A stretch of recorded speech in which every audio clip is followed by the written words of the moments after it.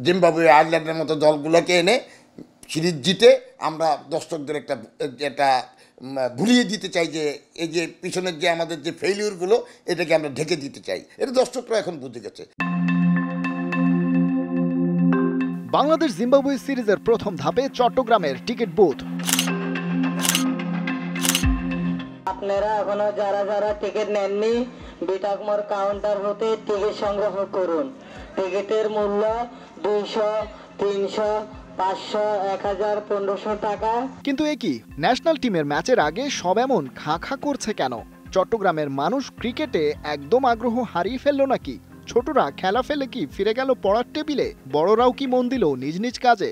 বেশিরভাগ দর্শক আছে প্লেয়ার দেখার জন্য। ইংল্যান্ড, ইন্ডিয়া, পাকিস্তান আমার সাথে খেলা হলে দেখা যাচ্ছে প্লেয়ার দেখার লাগিয়া দর্শক হয়। আব্দুল ইসলামের খেলা হয়েছে, রশিদ খানরা দেখার লাগিয়া, মুজিবরে দেখার লাগিয়া, নাবিরে দেখার লাগিয়া অনেক দর্শক আছে। এরকম আর কি জিম্বাবুয়ের সাথে খেলা অনেক মানে জিম্বাবুয়ে আর কি খেলাইব। দ্বিতীয় খেলায়ও দর্শকই নেই, এই খেলায়ও দর্শকই নেই, পার্থক্য কিছু বুঝলাম না। আসল কথা, বাংলাদেশের বিপক্ষে জিম্বাবুয়ে টি-20টা ঠিকঠাক খেলতে পারছে না, তাই প্রথম 3 ম্যাচেই সিকান্দার রাজাদের হার। জিম্বাবুয়ের তো আর বিশ্বকাপ খেলার তাড়া নেই, যেটা আবার টাইগারদের আছে। কিন্তু সেই বাংলাদেশি বা কতটা ভালো টি-20 খেলছে, স্পেশালি ব্যাটাররা? বিশ্বকাপের আগে এই সিরিজে প্রস্তুতি আর পরীক্ষা নিরীক্ষা ঠিকঠাক হচ্ছে তো? একে একে প্রশ্নগুলোর উত্তর খোঁজা যাক। সিরিজের প্রথম 2 ম্যাচেই টস জিতে আগে ফিল্ডিং করার সিদ্ধান্ত নেয় বাংলাদেশ। প্রথমটাই গুনে গুনে 4 টাইগার ব্যাটারের ব্যাট করার সুযোগ হয়। রিয়াদ, জাকের আলী কিংবা মেহেদী হাসানের ব্যাট হাতে নামার দরকারই পড়েনি। সাইড বেঞ্চে বসে টি-20তে নিজেদের অবস্থান কতটা বুঝতে পারলেন তারা? দ্বিতীয় ম্যাচে 7 নম্বর ব্যাটার পর্যন্ত ক্রিজে এসেছেন, তবে রিয়াদ আর হৃদয় ছাড়া কারো কাছ থেকেই টি-20 সুলভ ব্যাটিং দেখা যায়নি।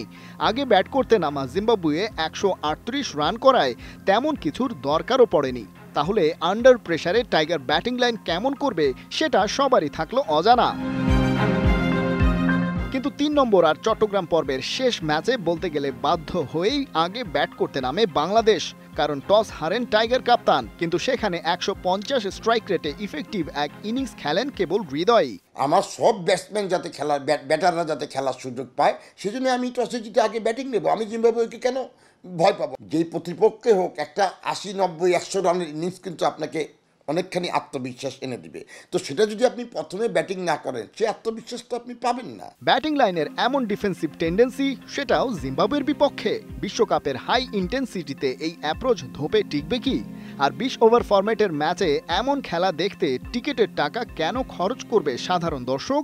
জিম্বাবুয়ে, আয়ারল্যান্ডের মতো দলগুলোকে এনে সিরিজ জিতে আমরা দর্শকদের একটা ভুলিয়ে দিতে চাই যে এই যে পিছনের যে আমাদের যে ফেইলিউরগুলো এটাকে আমরা ঢেকে দিতে চাই। এটা দর্শকরা এখন বুঝে গেছে। জিম্বাবুয়ের সাথে সিরিজ চলমান, মাঠে দর্শক সংখ্যা দেখে বোঝাই যাচ্ছে সেখানে তাদের আগ্রহ কতটা। ওদিকে গুগল ট্রেন্ড বলছে এই সময়টায় ক্রিকেট পাগল টাইগার ফ্যানদের কাছে টেনেছে পাশের দেশ ভারতের একটা ঘরোয়া লিগ, নাম তার IPL। গেল 1 সপ্তাহের পরিসংখ্যান বলছে কেবল তৃতীয় ম্যাচের দিনই IPL এর চেয়ে জিম্বাবুয়ের প্রতি কিছুটা বেশি আগ্রহ দেখিয়েছে বাংলাদেশের অনলাইন কমিউনিটি। এটা বাংলাদেশ জিম্বাবুয়ে সিরিজের এখন পর্যন্ত টপ রান গেটার তাওহিদ হৃদয়ের সাথে IPL এর শীর্ষ ব্যাটিং পারফর্মার বিরাট কোহলির ট্রেন্ডিং কম্পারিজন, যেখানে কেবল ম্যাচ ডেতেই ভিনদেশি ওই ক্রিকেটারকে বিট করেছেন হৃদয়।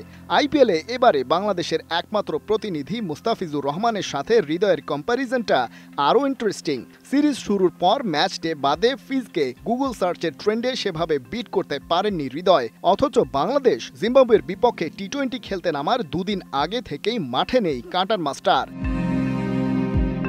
গুগল ট্রেন্ডের এই পরিসংখ্যান বাংলাদেশ জিম্বাবুয়ে সিরিজের আয়োজকদের একটু লজ্জাতেই ফেলছে বইকি।